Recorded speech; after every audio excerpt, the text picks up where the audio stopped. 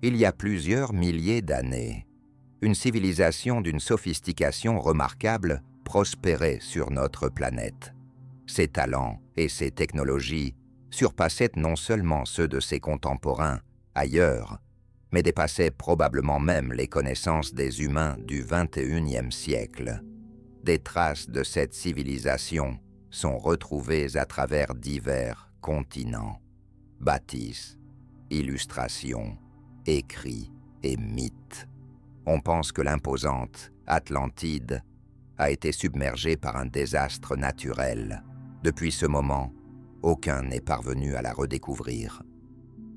L'histoire de l'Atlantide est en réalité beaucoup plus complexe que ce qu'on suppose généralement. Ce qui était perçu à l'origine comme un mythe, une légende ou une énigme captivante du passé s'avère être un phénomène mondial d'une importance majeure. Cela a largement transformé Hitler et a incité de nombreux individus à réévaluer notre histoire. La découverte tant espérée de l'Atlantide pourrait non seulement élucider un mystère séculaire, mais également révolutionner notre compréhension de la civilisation humaine. D'accord, d'une certaine manière, c'est un nouveau format sur la chaîne vidéo de voyage historique. Pour élucider le mystère de l'Atlantide, nous explorerons la majeure partie des continents du globe, l'Amérique du Sud, l'Antarctique, l'Afrique et l'Eurasie, des endroits possibles où la civilisation engloutie aurait pu exister ou pourrait encore résider. L'histoire de l'Atlantide plonge ses racines dans la Grèce antique et l'Égypte traverse la Renaissance, l'Allemagne nazie et nous conduit jusqu'à notre époque. Aujourd'hui, vous aurez l'occasion d'explorer une multitude de faits historiques avérés, de théories du complot et même des absurdités soigneusement choisies. En somme, un récit à grande échelle. Pour empêcher qu'un excès d'informations n'embrouille les chercheurs n'ayant pas d'expérience, nous allons d'abord nous concentrer sur la figure centrale de cette histoire, Platon.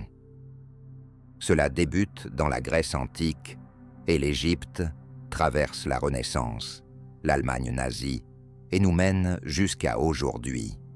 Vous découvrirez un éventail de faits historiques attestés, de théories conspirationnistes et même des absurdités soigneusement choisies.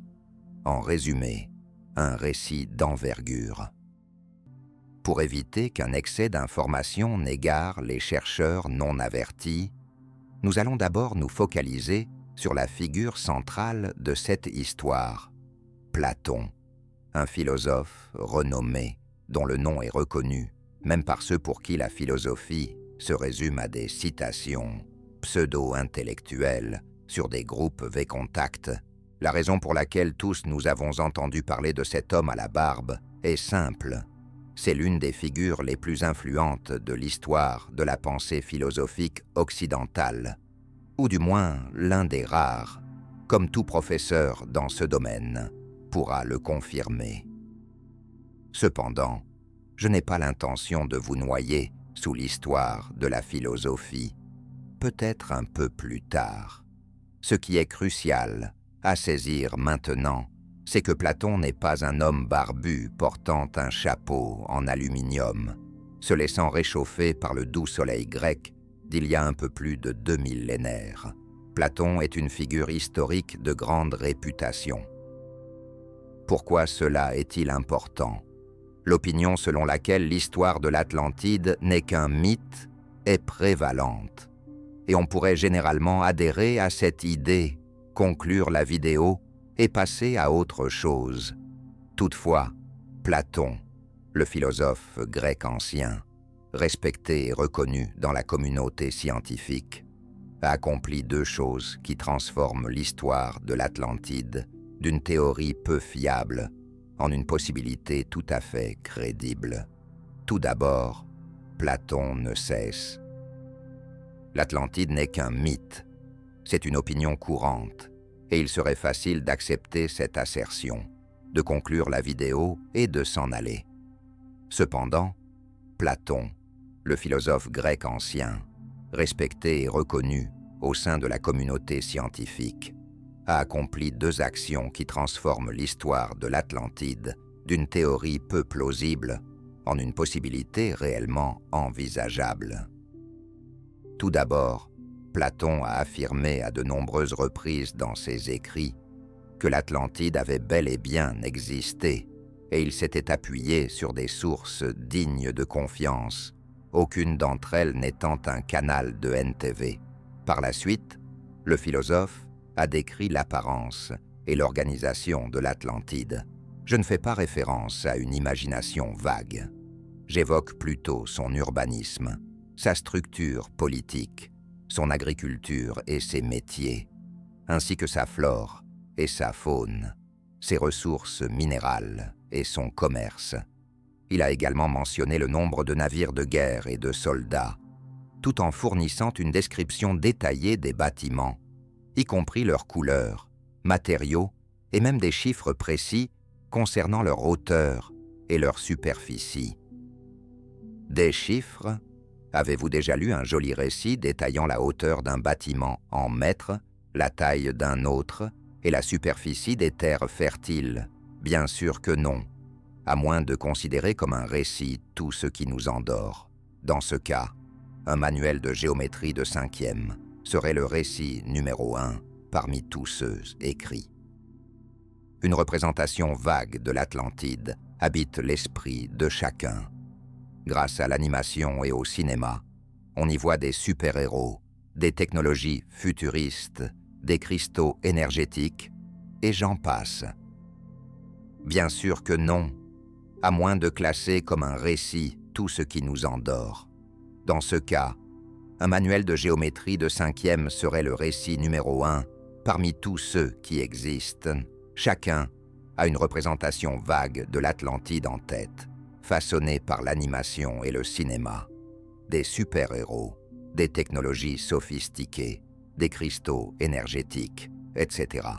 Il est difficile à croire, mais d'une certaine manière, ce que Platon a décrit est tout aussi remarquable. Il est donc grand temps de revenir à la source originelle. Timée et Critias sont des œuvres de Platon, que peu de gens auraient probablement explorées sans un doctorat en philosophie. Si l'Atlantide n'y était pas mentionnée, Timée et Critias sont rédigés sous forme de dialogue. La discussion est animée par plusieurs personnages historiques réels, ayant vécu plusieurs siècles avant notre ère. La plupart d'entre eux étaient connus personnellement de Platon. Par la voix du personnage de Critias, on estime que Platon s'exprime lui-même. Voici ce qu'il décrit brièvement concernant l'ancienne civilisation extrêmement avancée et son destin. Évidemment, nous nous concentrons d'abord sur 2 questions, le temps et le lieu. Autrement dit, quand l'Atlantide a-t-elle existé et où était-elle située? C'était il y a 9000 ans, affirme le personnage de Platon. Il est crucial de noter qu'il effectue ce calcul à partir de son époque, ce qui correspond à plusieurs siècles avant notre ère.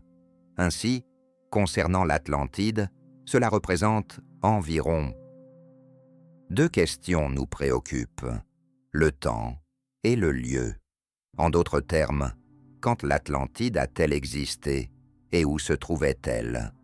Cela remonte à 99 000 ans, déclare le personnage de Platon. Il est essentiel de comprendre qu'il effectue ce calcul à partir de son époque, qui correspond à plusieurs siècles avant notre ère. Par conséquent, dans le cas de l'Atlantide, cela correspond à environ 9500 ans avant notre ère. C'est une date significative que nous croiserons encore plusieurs fois. Selon Platon, l'Atlantide était située au-delà des colonnes d'Hercule.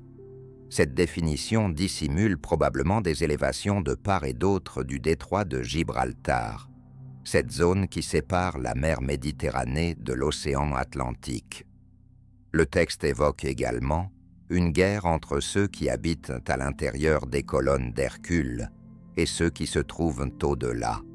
Apparemment, il s'agit des Grecs et des habitants de l'Atlantide.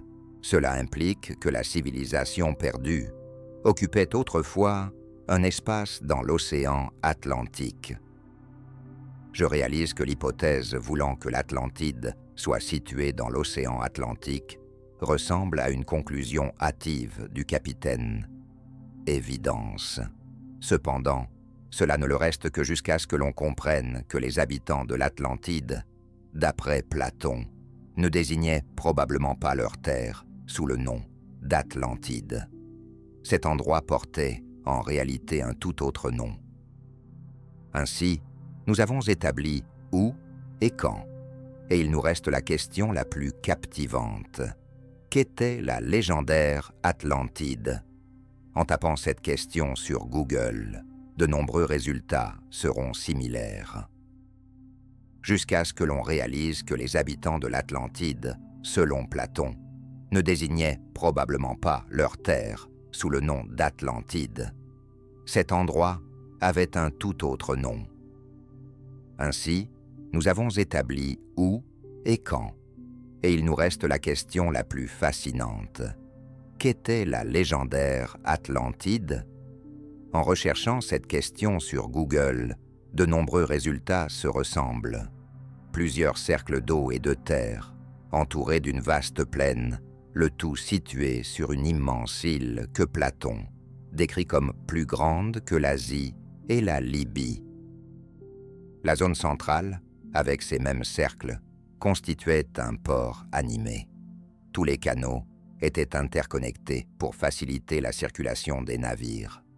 Au centre se dressait un magnifique temple dédié à Poséidon, orné de manière luxueuse, notamment de statues en or.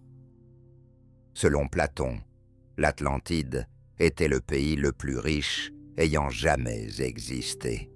Elle regorgeait de ressources minérales, de terres agricoles et d'avancées technologiques, comme un système d'irrigation sophistiqué, permettant de récolter 2 fois par an. L'Atlantide était défendue par une puissante armée et une flotte importante. Et comme je l'ai déjà mentionné, toutes ces données chez Platon sont accompagnées de chiffres. La hauteur du palais est de 200 mètres, la largeur du canal de 100 mètres, le nombre de navires s'élève à 10 000, et ainsi de suite. En ce qui concerne le destin final de l'Atlantide, Platon offre également une réponse relativement claire. Après une série de tremblements de terre et d'inondations sans précédent, l'Atlantide a disparu sous les flots en l'espace d'une journée et d'une nuit. Ces données chez Platon sont accompagnées de chiffres. La hauteur du palais est de 200 mètres, la largeur du canal de 100 mètres, et le nombre de navires atteint 10 000, entre autres. À propos de ce qui est finalement arrivé à l'Atlantide, Platon fournit également une réponse assez claire. Après une succession de tremblements de terre et d'inondations sans précédent, l'Atlantide a sombré sous les eaux en une journée et une nuit. En d'autres termes, l'histoire de cette civilisation disparue est ainsi parfaitement cohérente. Mais voici le problème. En 2500 ans après la mort de Platon, personne n'a réussi à localiser l'Atlantide.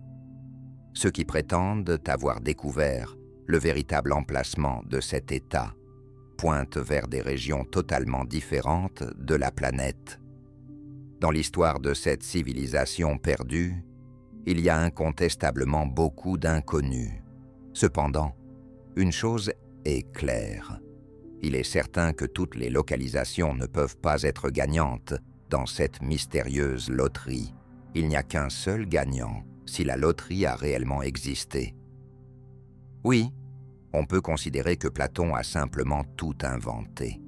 Toutefois, d'une part, il existe d'autres faits et preuves intéressantes, et d'autre part, Platon est une figure d'autorité.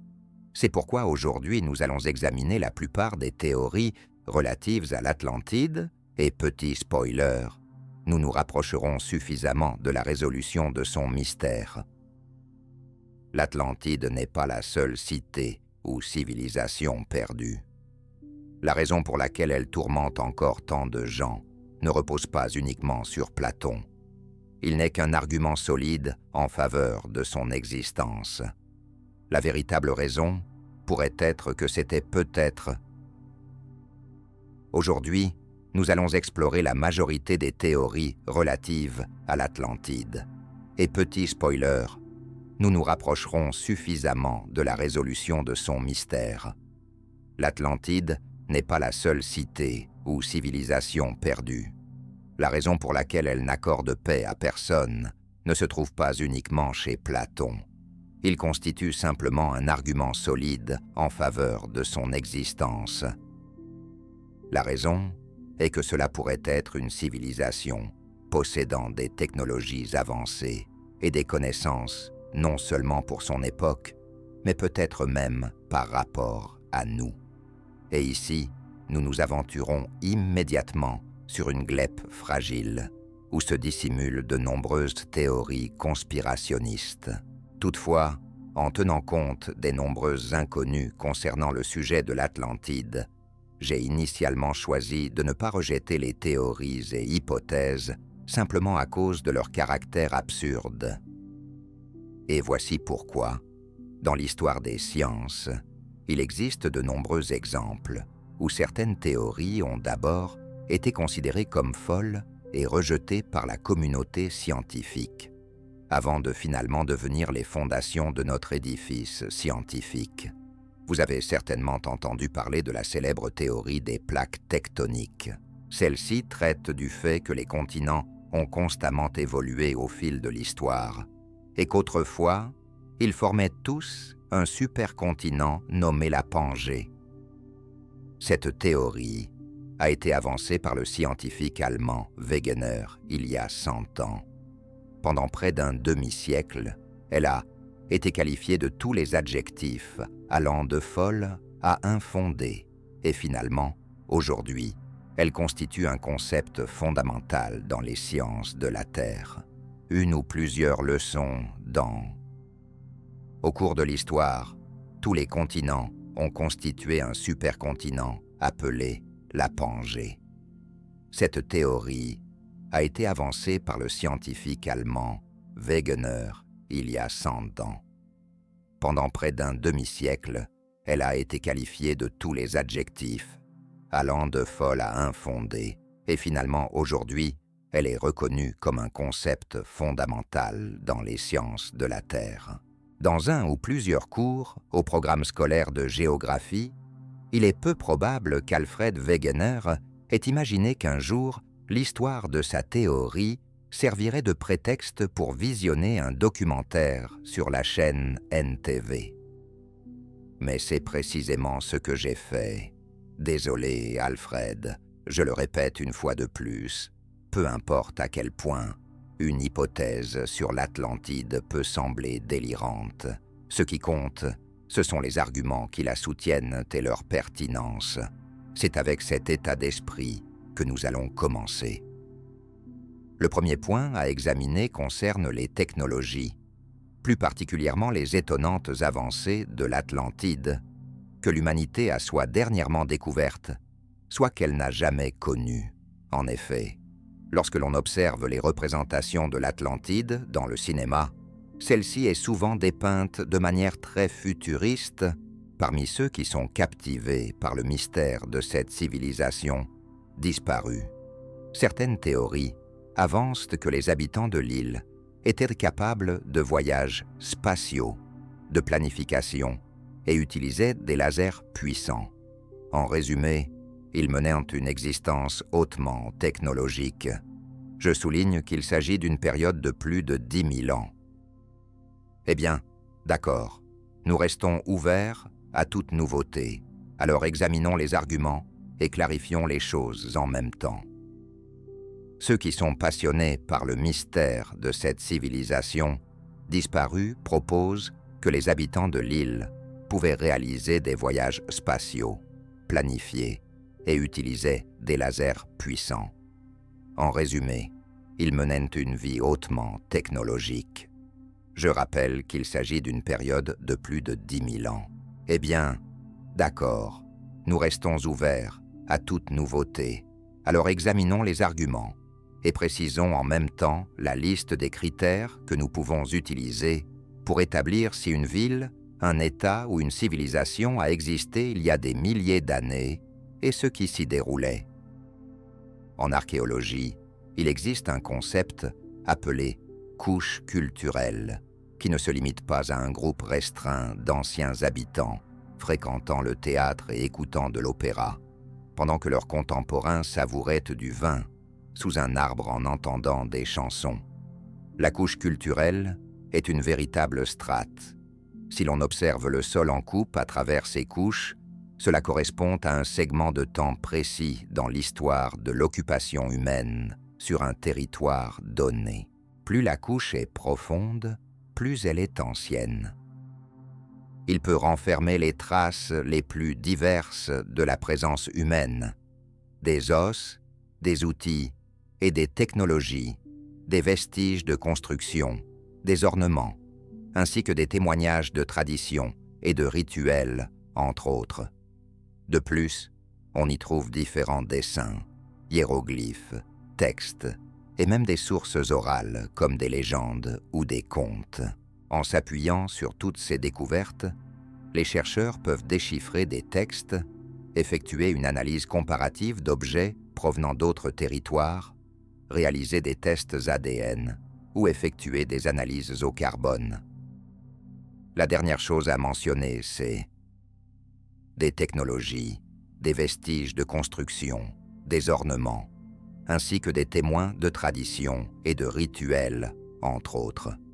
En outre, on trouve une variété de dessins, hiéroglyphes, textes, et même des sources orales, telles que des légendes et des contes.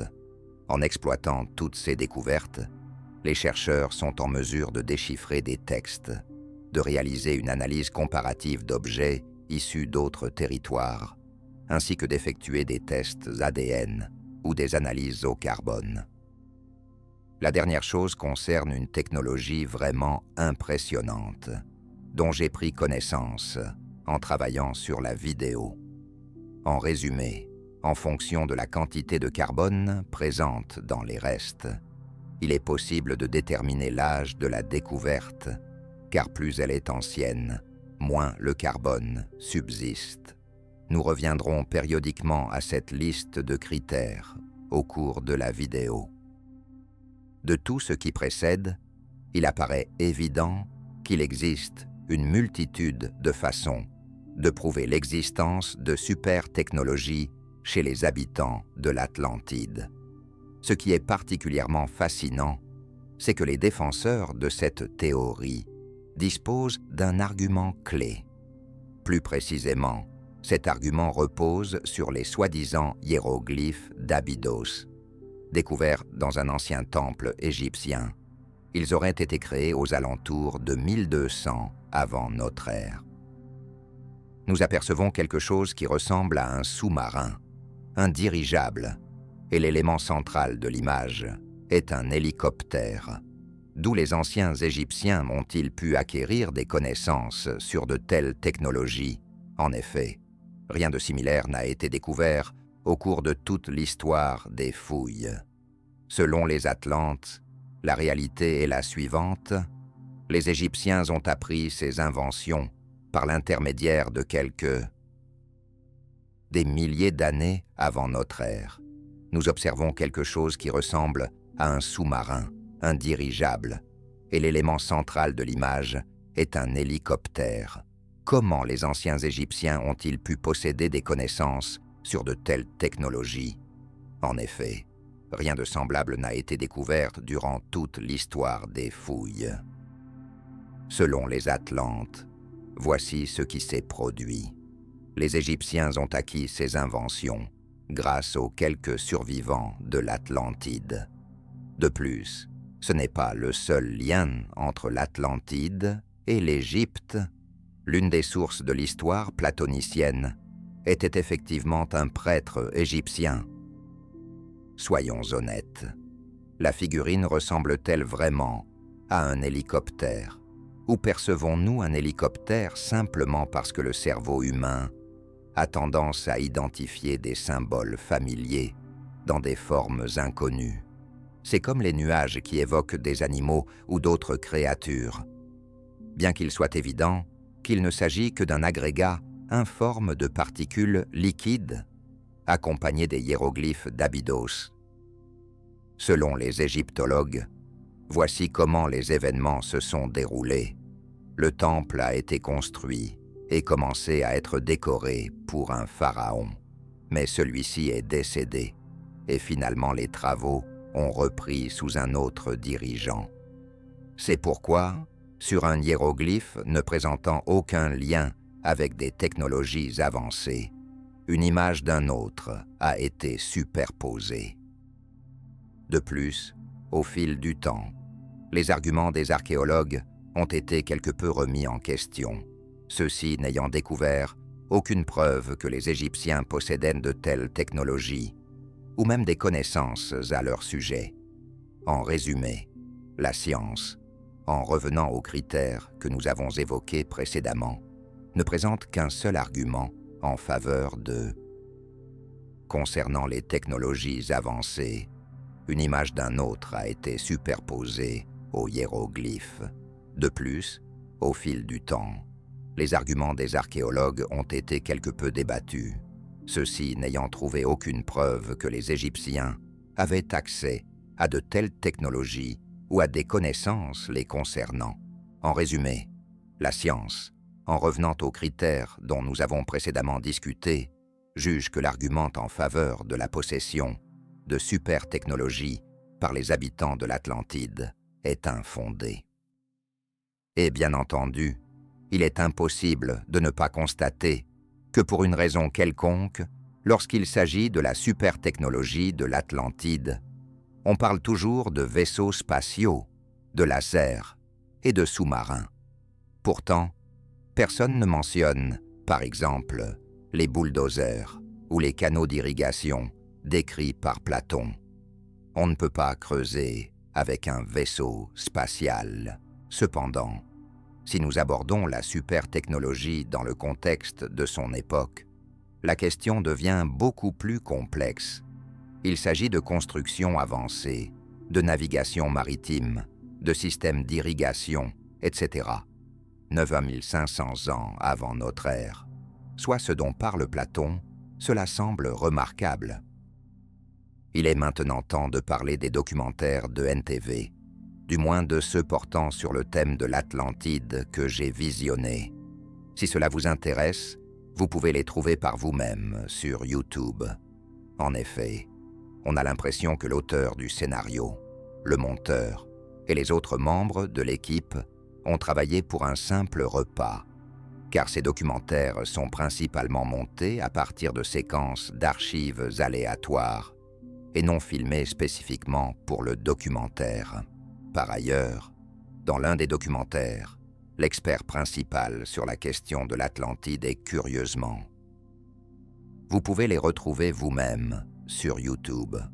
En effet, on a l'impression que l'auteur du scénario, le monteur et les autres membres de l'équipe ont en fait travaillé pour un repas, car les documentaires sont principalement réalisés à partir de séquences d'archives aléatoires, plutôt que filmés spécifiquement pour le projet. De plus, dans l'un des documentaires, l'expert principal sur le sujet de l'Atlantide est curieusement un philologue, et non un archéologue ou un géologue.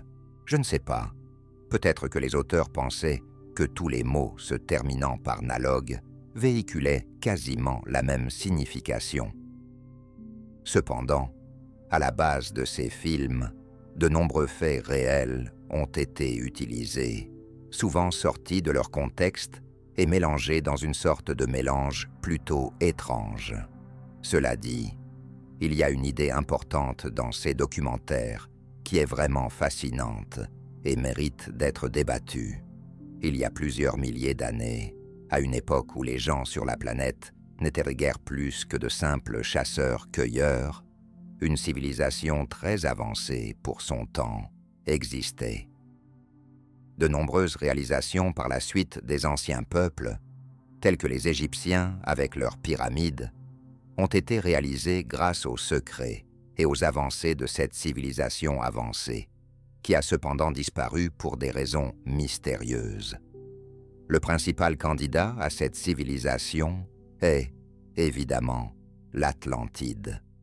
L'idée qu'une civilisation encore plus ancienne et bien plus développée se cache derrière de nombreuses réalisations des civilisations antiques n'est pas en soi nouvelle.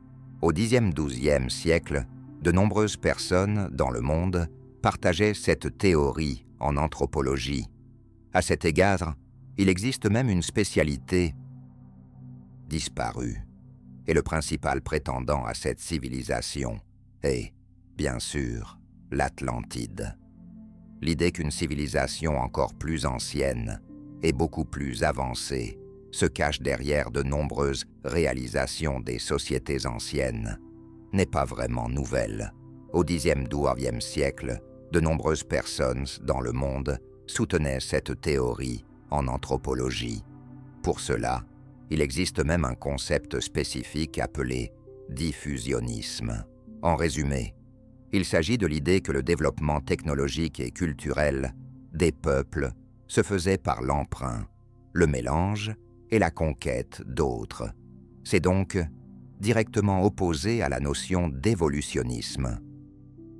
Si l'on illustre le diffusionnisme par un exemple concret, les Égyptiens et d'autres civilisations ont élevé des pyramides impressionnantes, non pas parce qu'ils avaient eu cette idée de manière indépendante, mais parce qu'ils ont emprunté des technologies à un peuple plus ancien et plus avancé. Et puisqu'il est temps d'explorer tout ce qui est nouveau dans cette vidéo, examinons la théorie plus en profondeur.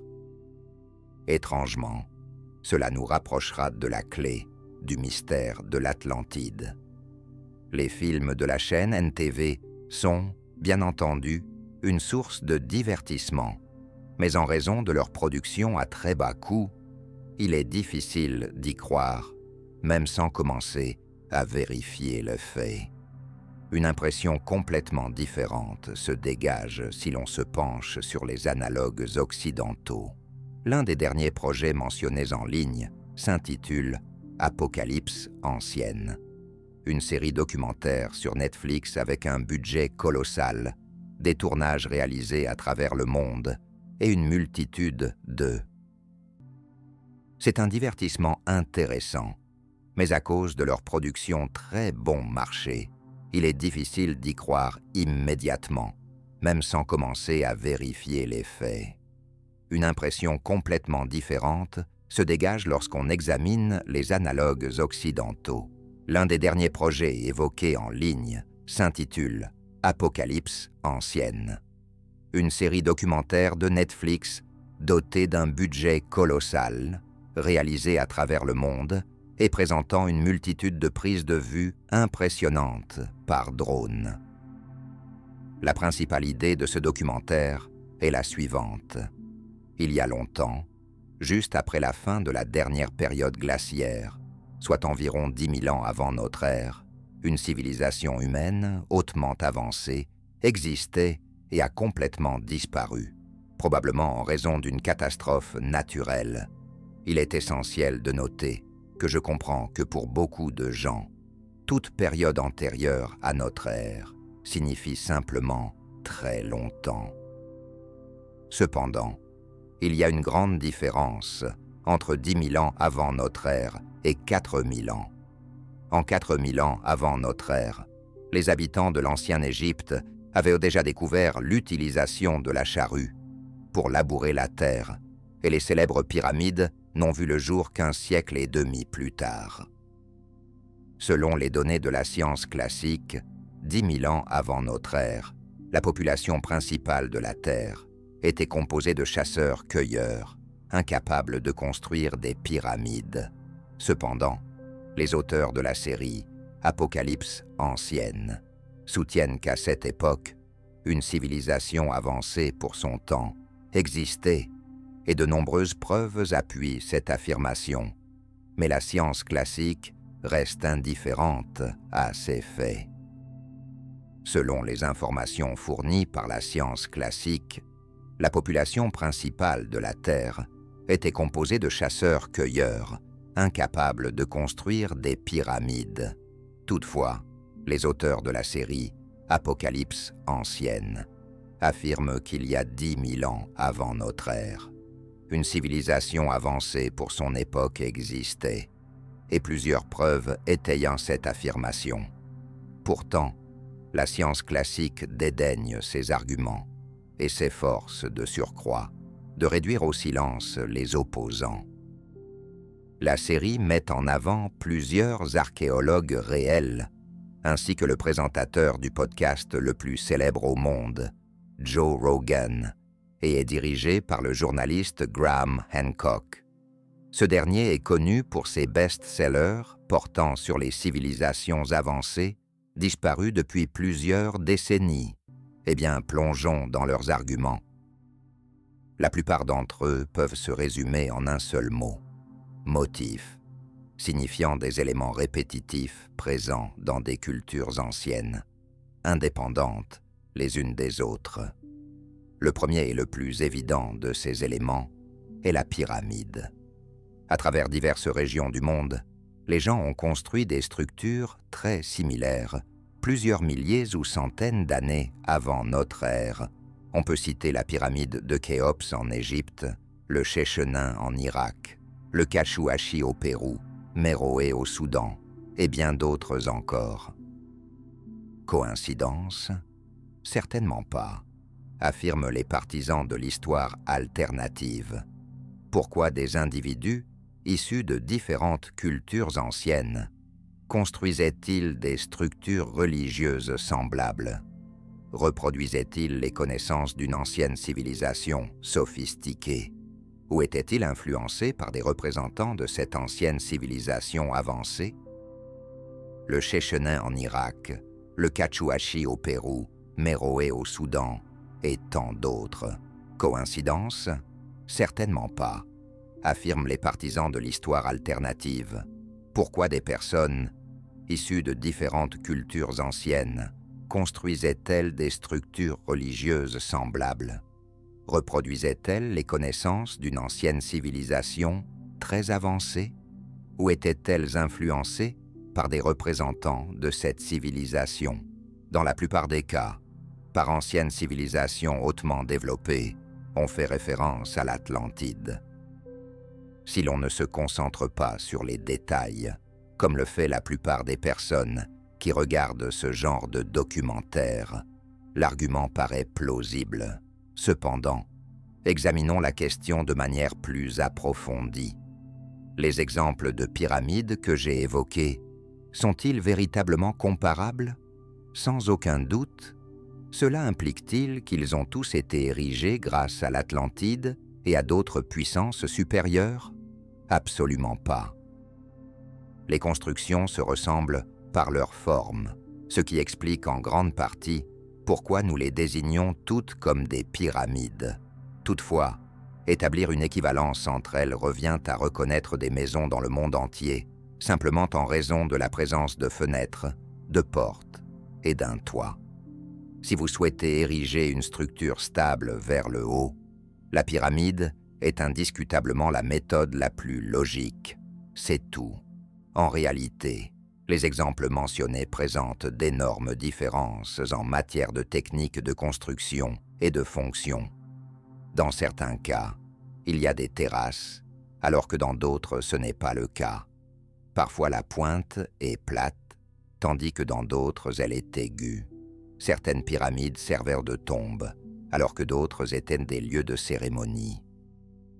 L'idée selon laquelle, par exemple, les Égyptiens, pour ériger une structure stable dirigée vers le haut, la pyramide est sans conteste la méthode la plus judicieuse. C'est ainsi. Les exemples mentionnés affichent en réalité de profondes différences quant aux techniques de construction et à leur fonction. Dans certains cas, des terrasses sont présentes, mais pas dans d'autres. Par moments, la pointe est plate, tandis que dans d'autres, elle est acérée. Dans certains cas, la pyramide jouait le rôle de tombeau, alors que dans d'autres, elle servait de lieu de cérémonie. L'idée selon laquelle, par exemple, les Égyptiens ne pouvaient pas eux-mêmes ériger de majestueuses pyramides est une théorie conspirationniste si répandue qu'elle a déjà été réfutée 1 million de fois. Tout historien expert en Égypte ancienne vous expliquera d'où provenait le matériau, comment il était acheminé sur le site de construction et comment la structure elle-même était édifiée. Comment les chercheurs le savent-ils? Revenons en arrière pour rappeler quels outils la science historique utilise.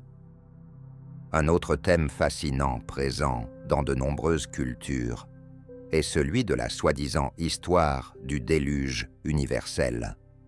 La légende d'un cataclysme inondant le monde entier se retrouve chez un grand nombre de peuples et de religions à travers le globe.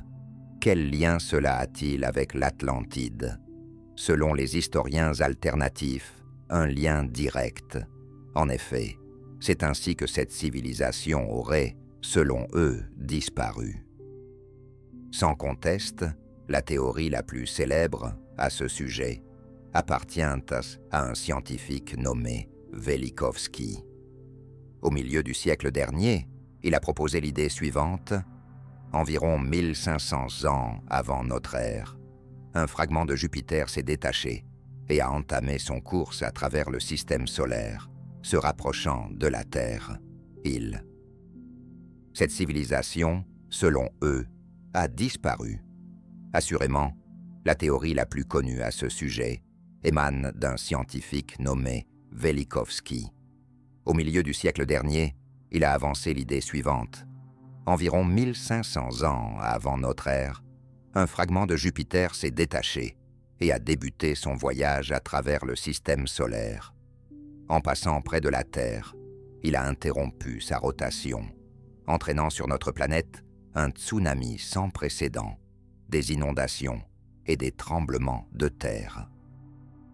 Par la suite, le fragment de Jupiter a poursuivi son chemin et est finalement devenu ce que nous désignons aujourd'hui comme la planète Vénus. Pendant ce temps sur Terre, de vastes territoires ont été submergés, y compris l'Atlantide. L'humanité a alors traversé une amnésie collective suite à un événement aussi marquant. De ce fait, il ne reste aucune mention concrète ni trace de l'Atlantide, à l'exception de quelques légendes rares. La théorie paraît audacieuse. Ne maîtrisant pas les notions de physique, tournons-nous vers l'avis de l'un des spécialistes les plus renommés dans ce domaine, le célèbre astrophysicien Carl Sagan. Il analyse en profondeur la théorie de Velikovsky. Quel en est le problème? En résumé, Velikovsky ne donne aucune explication sur la façon dont un morceau s'est détaché de Jupiter. Mais ce n'est même pas l'essentiel. Jupiter et Vénus possédant une composition chimique distincte. Une comète s'approchant de la Terre n'aurait pas pu interrompre sa rotation. Et même si cela était possible, il n'y aurait aucune probabilité que la Terre revienne à... Ce n'est pas aussi simple. Velikovsky n'offre aucune explication sur la façon dont un morceau s'est détaché de Jupiter. Pourtant, ce n'est même pas le cœur du problème. Jupiter et Vénus diffèrent par leur composition chimique. Une comète voyant son orbite près de la Terre n'aurait pas pu stopper sa rotation. Et même si cela était envisageable, il n'y aurait pas eu de chance que la Terre retrouve ensuite son cycle de rotation normal. De plus, il n'existe aucune preuve géologique d'une inondation globale ou de tremblement de terre sur notre planète autour de 1500 ans avant notre ère. Enfin, rappelons que Velikovsky n'est ni astronome ni physicien, mais un psychiatre, disciple de Sigmund Freud, les observateurs les plus attentifs ont sans doute également remarqué que les dates de la disparition de l'Atlantide, selon Velikovsky, diffèrent de celles de Platon, non pas de quelques années, décennies ou même siècles, mais de 88 000 ans. Cependant, les adeptes de l'histoire alternative ont une solution de rechange. Elle s'intitule « L'élévation rapide du niveau de la mer ». La théorie est la suivante. Autour de 10 000 ans avant notre ère, c'est le moment de la fin de la dernière période glaciaire. Les glaciers ont commencé à fondre, entraînant une montée rapide du niveau des eaux, et l'Atlantide a été submergée. Seules quelques personnes ont réussi à s'échapper et à atteindre l'Égypte, d'où l'information sur cette civilisation disparue a été transmise à Platon. Les dates s'accordent d'ailleurs assez bien avec celles mentionnées dans les travaux du philosophe. En prolongement de cette théorie, un endroit précis pour localiser l'Atlantide engloutie est même évoqué, une île. Le niveau des eaux sur la planète a rapidement commencé à augmenter, entraînant la submersion de l'Atlantide. Seules quelques personnes ont réussi à fuir et à atteindre l'Égypte, d'où les informations sur cette civilisation disparue ont été transmises à Platon. Les dates correspondent en gros à celles des écrits du philosophe. En complément de cette théorie, un lieu spécifique pour localiser l'Atlantide engloutie est même évoqué. L'île de Bimini est située près de la côte sud-est des États-Unis et des Bahamas, ce qui correspond globalement aux indications fournies par Platon. L'emplacement se trouve de l'autre côté du détroit de Gibraltar. Platon n'indique pas à quelle distance exacte, donc supposons que ce choix n'est pas anodin. Sous les eaux se cache ce que l'on appelle la route de Bimini, une formation rocheuse de forme suffisamment régulière qui, selon certaines hypothèses, aurait été construite par l'ancienne civilisation atlante. Un argument supplémentaire en faveur de cette théorie est la carte de Piri Reis. Ce marin turc a élaboré cette carte au début du XVe siècle. Pendant des siècles, elle a été considérée comme perdue, jusqu'à ce qu'une partie soit redécouverte, représentant la côte de l'Amérique du Sud et de l'Antarctique. Dans le coin supérieur gauche se trouve une île qui pourrait être Bimini, et au centre de cette île, on peut distinguer un détail particulièrement intéressant. Il s'agit de la route de Bimini, qui, il y a des milliers d'années, n'était pas encore submergée avec l'île qui était l'Atlantide. Il est également important de souligner que l'authenticité de la carte de Piri Reis est incontestée au sein de la communauté scientifique. En d'autres termes, il ne s'agit pas d'un faux. Par conséquent, penchons-nous sur la théorie de l'Atlantide. Un détail intéressant se distingue sur les îles. Il s'agit précisément de la route de Bimini, qui, il y a des milliers d'années, n'était pas encore submergée avec l'île qui était l'Atlantide. Il est également important de noter que l'authenticité de la carte de Piri Reis est indiscutable au sein de la communauté scientifique. En d'autres termes, ce n'est pas un faux. Ainsi, penchons-nous un peu plus en détail sur la théorie de l'Atlantide à Bagaba. La première question qui se pose, même sans aller plus loin dans la vérification des faits, est la suivante. Pourquoi dessiner une simple route sur une carte? Il est évident qu'une civilisation avancée aurait laissé des marques beaucoup plus impressionnantes et captivantes, comme un grand temple ou d'autres structures significatives.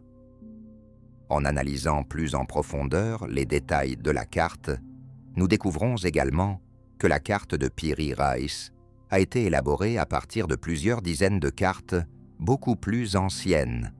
Son travail présente de nombreuses inexactitudes, ou disons, des éléments à considérer. Par exemple, le nord est orienté différemment dans diverses sections de la carte, ce qui suggère que l'île avec la route pourrait être retournée. Il ne s'agit rien d'autre que l'une des îles des Caraïbes, à savoir Porto Rico. Au centre de celle-ci, ce n'est pas la route de l'Atlantide qui est représentée, mais une chaîne de montagnes. Le point suivant concerne la route elle-même, qui ressemble effectivement à une route. Malheureusement, cette similitude est le seul argument en faveur des Atlantes. Et apparemment, pour la science alternative, c'est un excellent raisonnement. Selon les géologues, la route de Bimini. Des Caraïbes, et plus précisément de Porto Rico, au centre de celle-ci, ce n'est pas la route de l'Atlantide qui est représentée, mais une chaîne de montagnes. Le point suivant porte sur la route elle-même, qui ressemble bien à une route. Malheureusement, cette apparence est le seul argument avancé en faveur des Atlantes et, visiblement, pour la science alternative. C'est un excellent argument. Selon les géologues, la route de Bimini n'est rien d'autre qu'une formation rocheuse naturelle qui se développe principalement dans la zone côtière des eaux tropicales.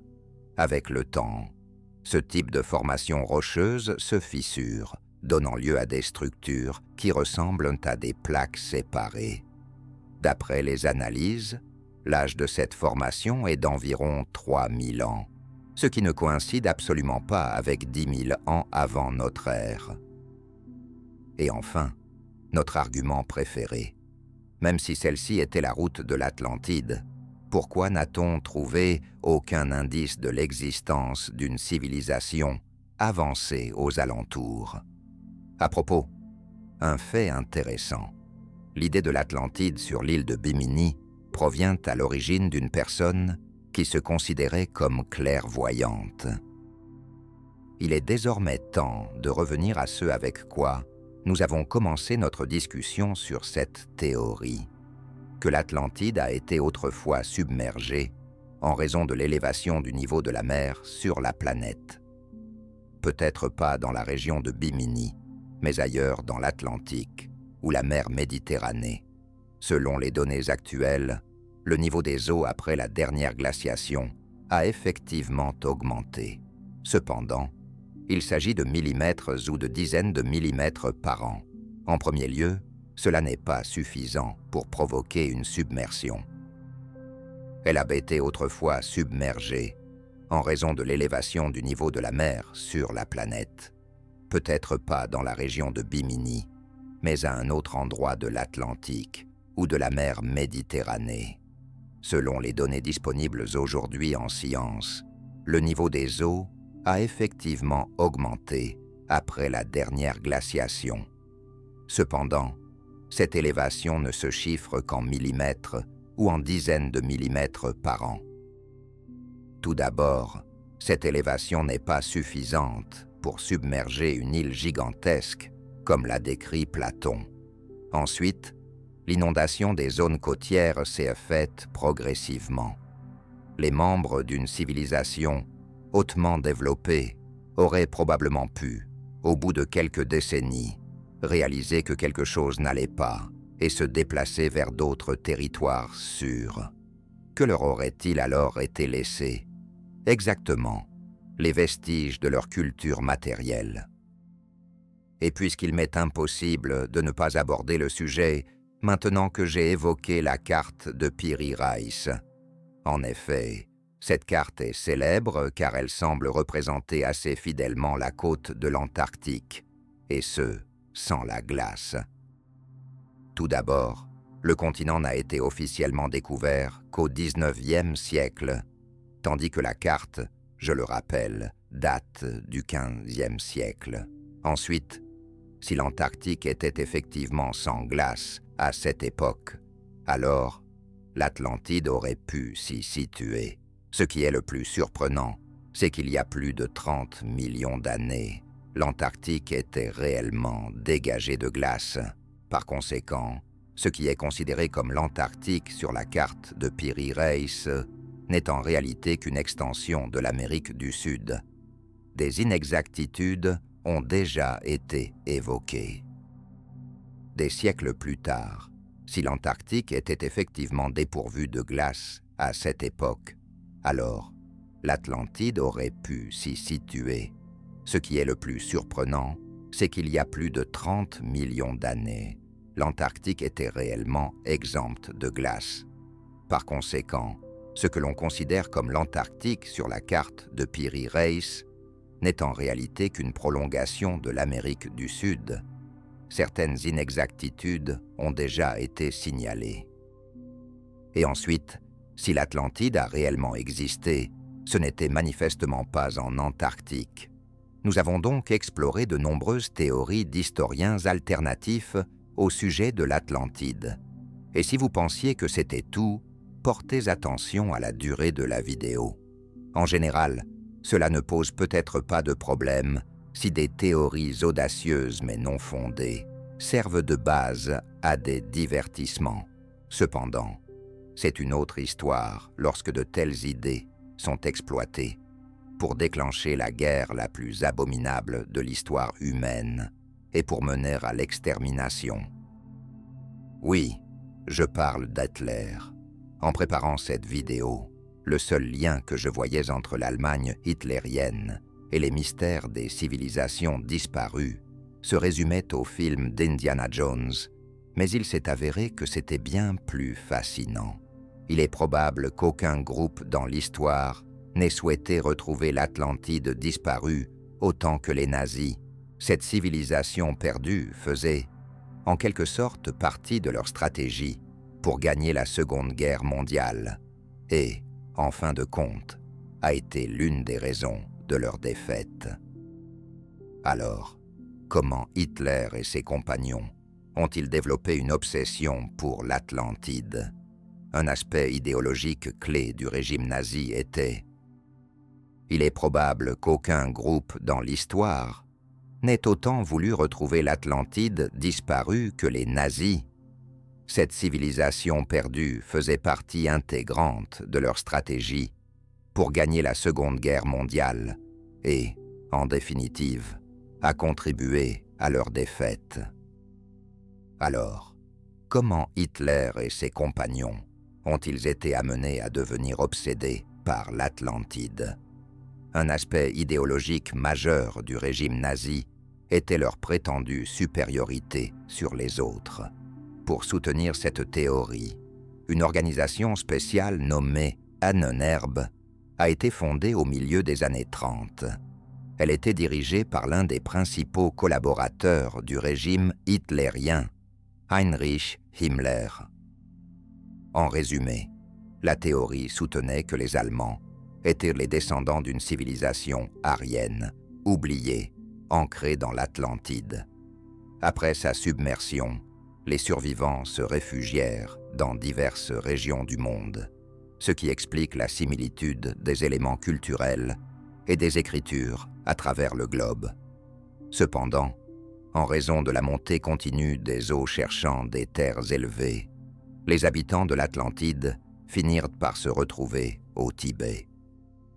Ces individus étaient considérés comme les ancêtres de la race aryenne supérieure, que les nazis estimaient être à l'origine de la population, entre autres de l'Allemagne. D'importantes ressources ont été consacrées à la recherche de preuves pour soutenir cette théorie, des expéditions et des fouilles, principalement réalisées au Tibet. Alerte, rien n'a été découvert, tout simplement parce que c'est un pur non-sens anti-scientifique. Pourtant, cela n'a pas empêché une immense effusion de sang de se produire. Selon les nazis, ces descendants ont finalement peuplé, entre autres, l'Allemagne. D'importantes ressources ont été engagées pour prouver cette théorie, notamment grâce à des recherches, des expéditions et des fouilles, surtout au Tibet.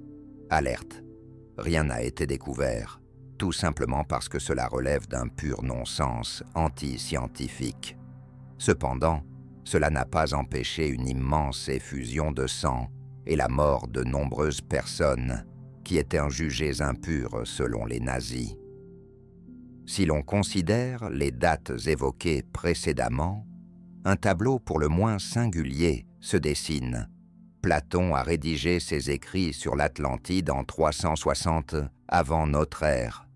Les recherches menées par les nazis concernant l'Atlantide datent des années 30-40 du XXe siècle.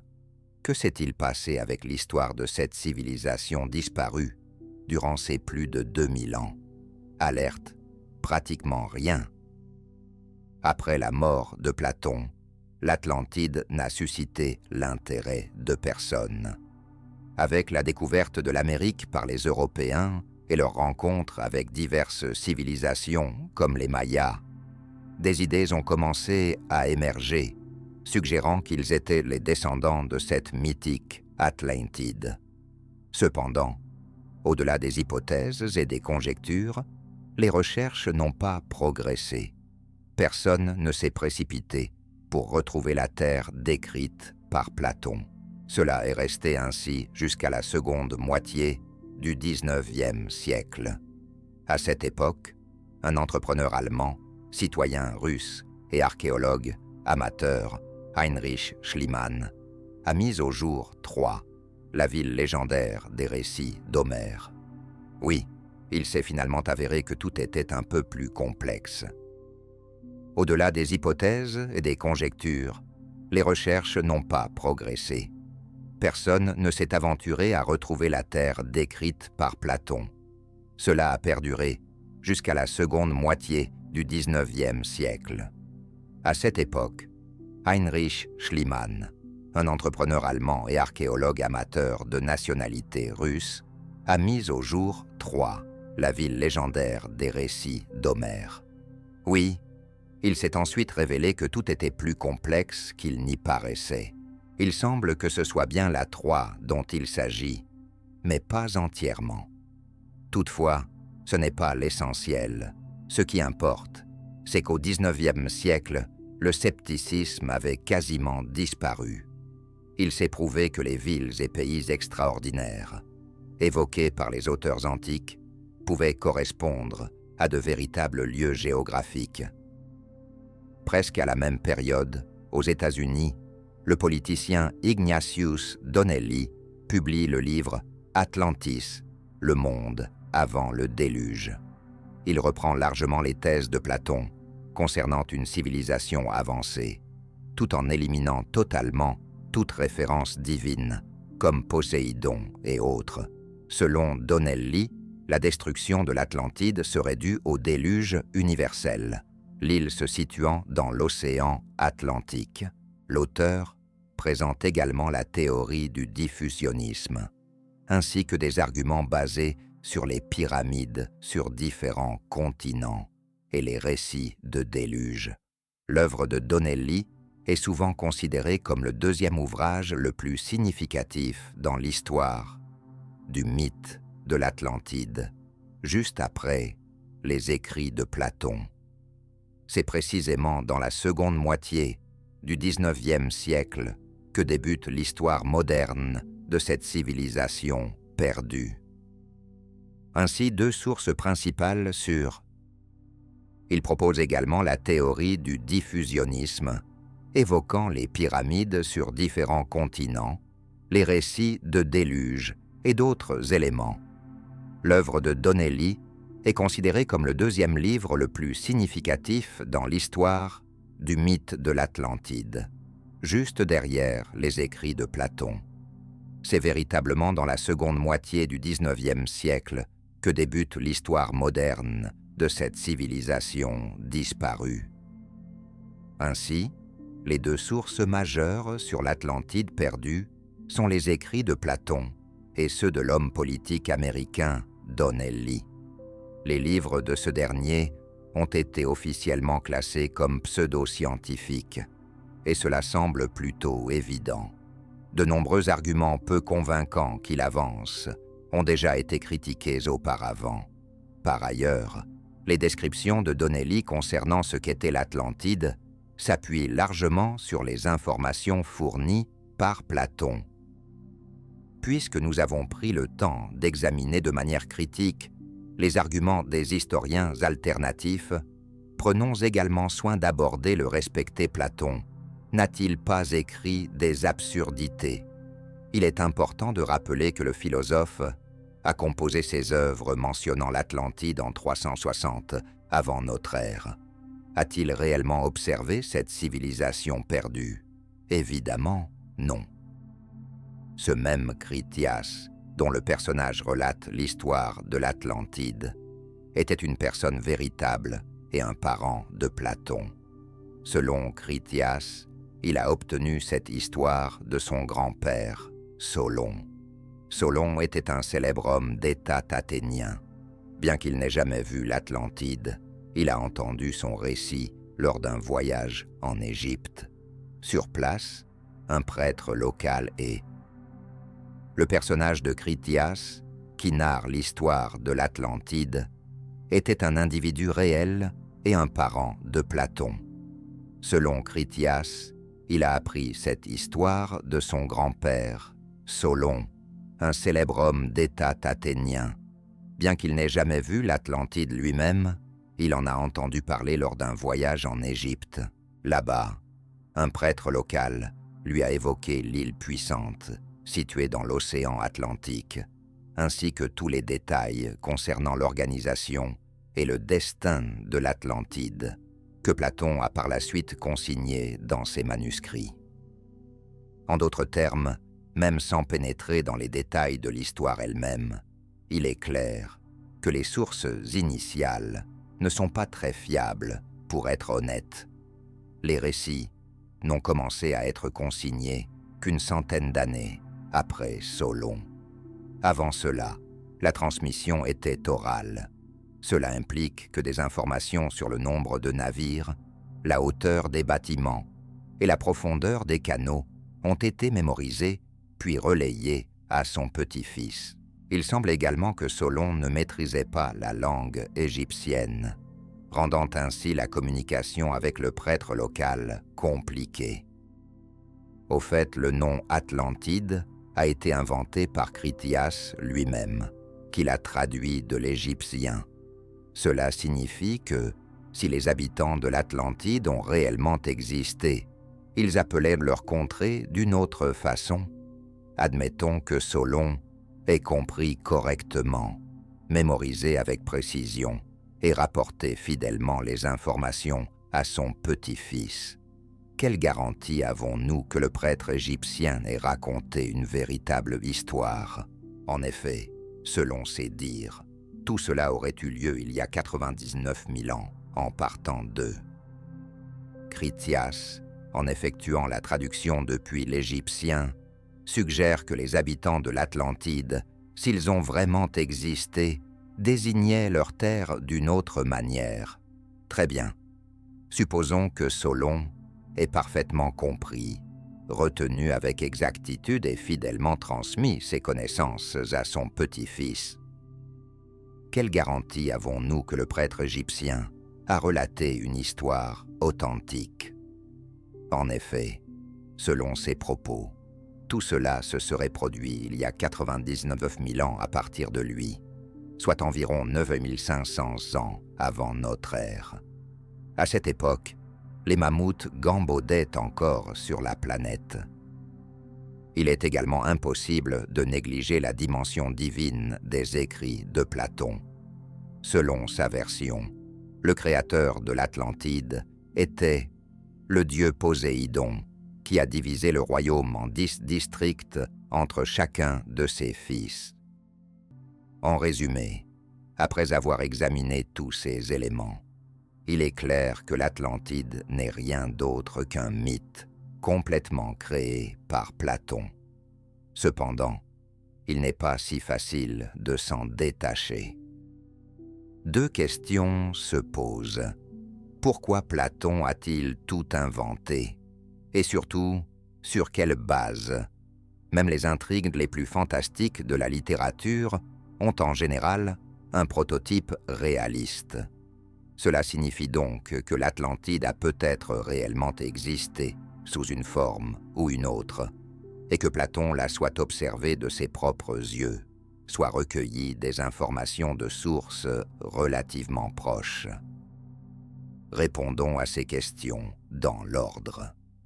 La première touche à la raison, et ici, comme promis, un rapide retour sur l'histoire de la philosophie s'impose. Platon était un véritable maître du récit. Ainsi, l'Atlantide a peut-être bel et bien existé sous une forme ou une autre, et Platon la soit observé de ses propres yeux, soit recueilli des informations de sources relativement proches. Répondons à ces questions dans l'ordre. La première touche à la raison, et ici, comme promis, un rapide retour sur l'histoire de la philosophie s'avère nécessaire. Platon était un maître du récit dans ses écrits philosophiques. Il intégrait souvent des intrigues fantastiques pour illustrer ses idées. Son œuvre la plus renommée est La République, un ouvrage consacré à la notion de l'état idéal.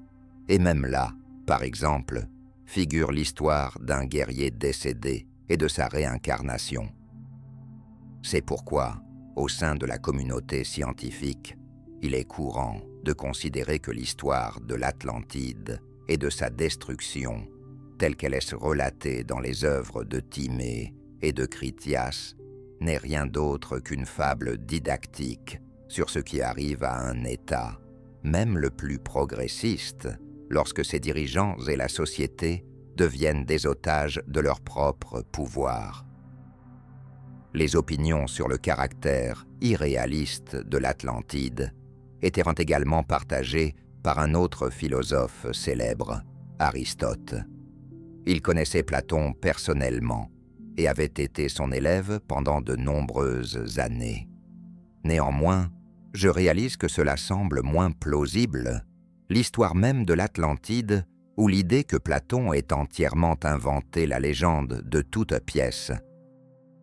Il est tout à fait possible que ce soit comparable à un film inspiré d'événements réels, c'est-à-dire que l'intrigue soit considérablement modifiée, tout en conservant néanmoins une part de vérité.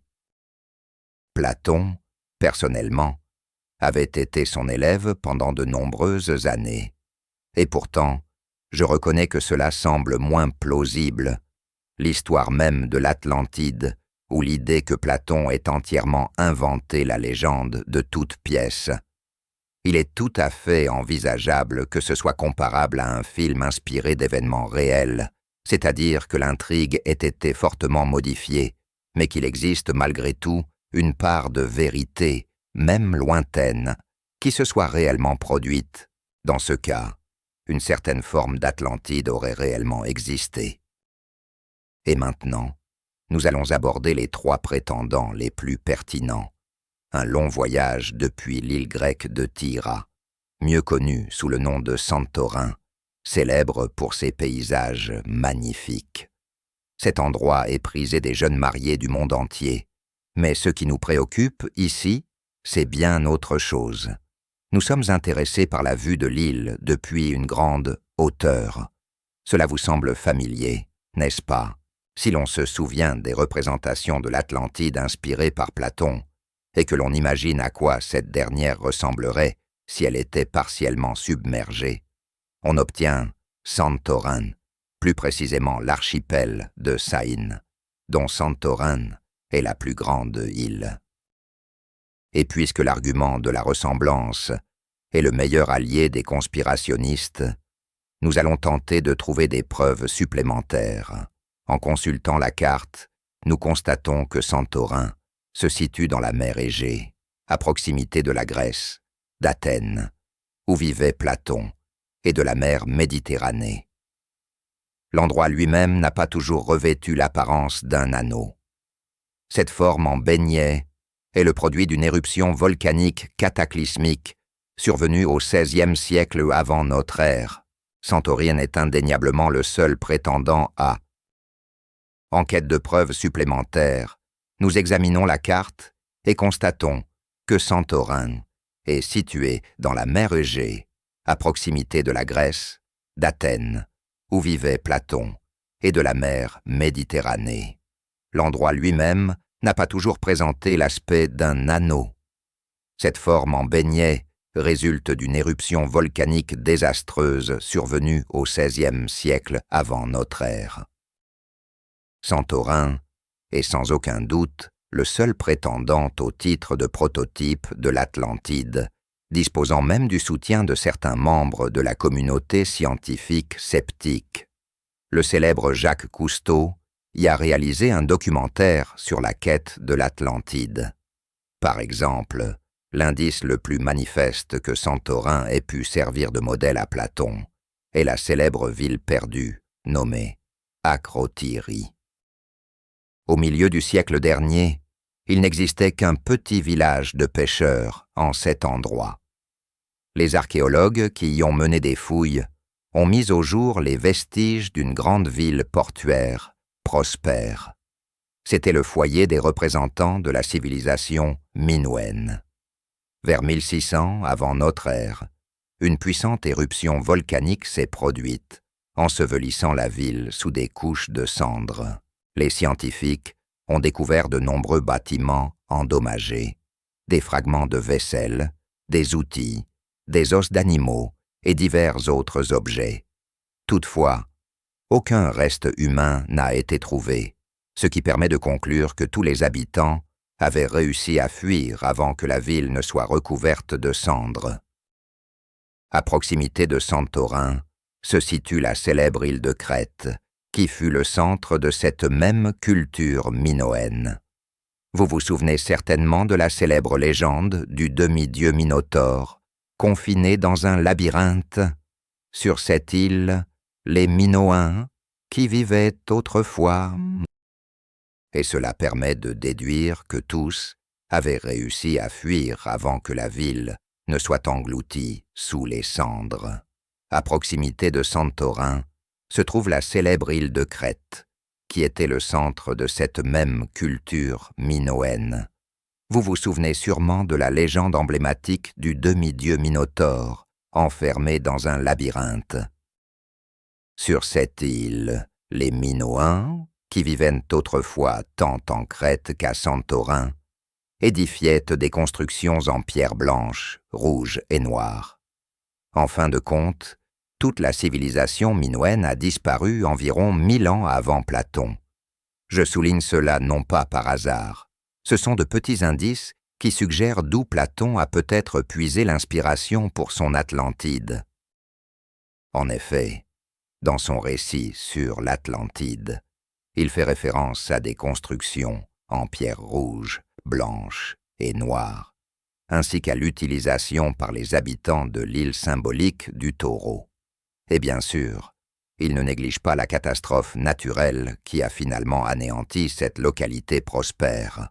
Platon a certainement pu avoir connaissance de l'histoire de la ville d'Akrotiri et, bien entendu, du destin des Minoans. Oui, beaucoup de détails évoqués par le philosophe ne correspondent pas à l'histoire, comme les dates et les lieux. Toutefois, nous avons convenu que cela pourrait n'être qu'une fiction basée sur des événements réels. Il est donc temps de se pencher sur un autre prétendant intéressant, situé non loin de Santorin. Malte est une île chargée d'histoire, dont vous ne savez probablement que peu de choses, et à propos de... ne concorde pas avec l'histoire, notamment les dates et les lieux. Néanmoins, nous avons convenu que cela pourrait n'être qu'un récit, fondé sur des événements réels. Il est donc temps de s'intéresser à un autre prétendant captivant, situé non loin de Santorin. Malte est une île ancienne, dont vous ne savez probablement que peu de choses. Cependant, c'est là que se trouvent les constructions les plus anciennes d'Europe, datant de plusieurs millénaires avant les pyramides égyptiennes. Encore plus incroyable, la population de Malte, qui a édifié ces structures anciennes, a mystérieusement disparu aux alentours de 2500 avant notre ère. L'île a été réoccupée beaucoup plus tard. La raison de cette disparition était-elle une catastrophe naturelle? Cela reste un mystère. L'une des plus grandes énigmes de Malte réside dans ces étranges sillons, datant de plusieurs milliers d'années avant notre ère. Certains de ces chemins serpentent entre les constructions, tandis que d'autres commencent de nulle part et se terminent tout aussi abruptement. Il est révélateur que ceux qui ne savent pas de quoi il s'agit avancent des théories selon lesquelles ce seraient des traces de roues d'une ancienne civilisation avancée, alors même que le concept de la roue n'était pas encore connu des humains. Selon une autre théorie, ce sont les mêmes systèmes d'approvisionnement en eau ou d'irrigation que Platon décrivait. En d'autres termes, il est envisageable que Malte ait été l'Atlantide. Après tout, c'est aussi une île. Il est clair que les sillons ont été creusés dans le calcaire, un matériau relativement tendre, mais des roues d'une ancienne civilisation avancée, alors même que le concept de la roue n'était pas encore connu des humains. Selon une autre théorie, ce sont les mêmes systèmes d'approvisionnement en eau ou d'irrigation que Platon décrivait. En d'autres mots, il est possible que Malte ait été l'Atlantide. Après tout, c'est aussi une île. Il est évident que les sillons ont été creusés dans le calcaire, un matériau relativement tendre, mais leur fonction demeure floue, attisant ainsi l'intérêt des passionnés d'histoire alternative. À cela s'ajoutent les anciennes constructions et la disparition de la population. De ce fait, Malte se positionne comme l'un des principaux prétendants pour être le site de l'ancienne Atlantide. Cependant, les recoupements avec le récit de Platon sont ici largement moins nombreux qu'à Santorin. Nous poursuivons notre voyage, et notre prochaine étape nous mène en Espagne, à la ville de Cadix. Platon écrivait que l'Atlantide se trouvait près de Gadès, l'ancien nom d'Isne, autrement dit la ville de Cadix. Au milieu des années 2000, une équipe de chercheurs allemands a découvert des indices de l'Atlantide à proximité grâce à des images satellites. La formation se situait sur le site d'un vaste parc naturel, avec des zones marécageuses, et évoquait, apparemment, la même structure urbaine, avec des anneaux d'eau et de terre, mentionnés par Platon. Oui, les anneaux faisaient effectivement partie du continent, mais ils étaient positionnés sur une île. Néanmoins, les chercheurs ont considéré cela comme une convention, tout comme les dates mentionnées par Platon, car selon leurs données, la ville à cet emplacement a été anéantie par un tsunami environ 100 à 200 ans avant la naissance du philosophe grec. Des villes avec des anneaux d'eau et de terre, comme Platon le décrivait. Oui, les anneaux appartenaient finalement au continent, mais étaient situés sur une île. Cependant, les chercheurs ont considéré cela comme une convention, tout comme les dates indiquées par Platon, car selon leurs données, la ville à cet endroit a été détruite par un tsunami environ 100 à 200 ans avant la naissance du philosophe grec. Au milieu des années 2000, la théorie paraissait prometteuse. Cependant, le défi réside dans le fait que ces zones possèdent des sols marécageux, rendant les fouilles pratiquement impossibles. Quelques années plus tard, l'équipe de scientifiques a pu analyser les sols par sondage, révélant en effet la présence de constructions à une certaine profondeur. Les chercheurs ont réussi à creuser et à prélever un échantillon qui s'est finalement avéré vieux de 2000 ans. Cela signifie que ces structures ont été érigées 400 ans après la mort de Platon. Cette région d'Espagne est également associée à une autre hypothèse intéressante. On pense qu'il y avait autrefois là-bas la célèbre ville disparue, appelée Tortest. Contrairement à l'Atlantide, qui ne suscite pas vraiment l'intérêt des chercheurs sérieux, Tortest reste l'objectif de nombreux archéologues à travers le monde.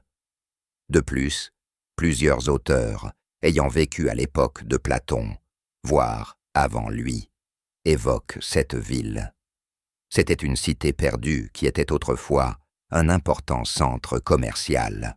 Ses habitants disposent même de leur propre langue, distincte des autres langues de la région. Aucun chercheur sérieux ne se précipite pour explorer Tortest. Cela reste l'objectif de nombreux archéologues à travers le monde. De plus, plusieurs auteurs, ayant vécu à l'époque de Platon, voire avant lui, mentionnent Tortest. C'était une ville perdue qui était jadis un important centre commercial. Ses habitants disposaient même de leur propre langue, distincte des autres langues de la région. La ville a disparu quelques centaines d'années avant la naissance de Platon et pourrait avoir servi de modèle à l'Atlantide. Qui sait? Ainsi, il semble que la célèbre civilisation perdue ait probablement germé dans les méandres de l'imaginaire des anciens Grecs. Cependant, il demeure pour le moins énigmatique de savoir d'où Platon a tiré l'idée de la forme annulaire de l'Atlantide et ce que signifiaient réellement les dates mentionnées dans son récit, qui ne correspondent pas aux connaissances de la science historique. Enfin, pourquoi tant de chiffres ont-ils été évoqués? Certains suggèrent que tout cela était lié à un symbolisme, à la passion de Platon pour les mathématiques, et peut-être que tous ces chiffres cachent un code. Pourtant, jusqu'à présent, personne n'a réussi à le déchiffrer. Le sentiment conspirationniste lié à l'Atlantide est tout à fait compréhensible. Le vide de l'inconnu sera toujours rempli par quelque chose. Et puisque nous avons évoqué plusieurs fois aujourd'hui des schémas, je vais mettre en avant un détail intéressant.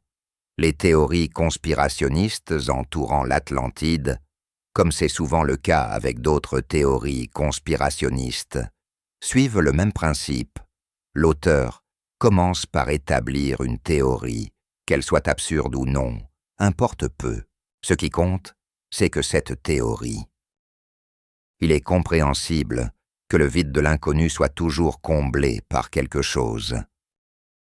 Puisque nous avons abordé à plusieurs reprises aujourd'hui des schémas, je souhaite mettre en évidence un détail intéressant. Les théories conspirationnistes entourant l'Atlantide, ainsi que de nombreuses autres théories conspirationnistes, suivent le même principe. L'auteur commence par concocter une théorie, qu'elle soit farfelue ou non. Cela importe peu. Ce qui est essentiel, c'est que cette théorie lui plaît énormément ou qu'elle remplit certaines fonctions pour lui. Ensuite, l'auteur quête toutes sortes de preuves pour soutenir sa théorie et, en règle générale, découvre quelques faits véridiques. Toutefois, tout ce qui contredit la théorie, et il y a généralement bien plus d'arguments dans ce sens, est négligé par l'auteur. C'est ainsi qu'une théorie conspirationniste voit le jour.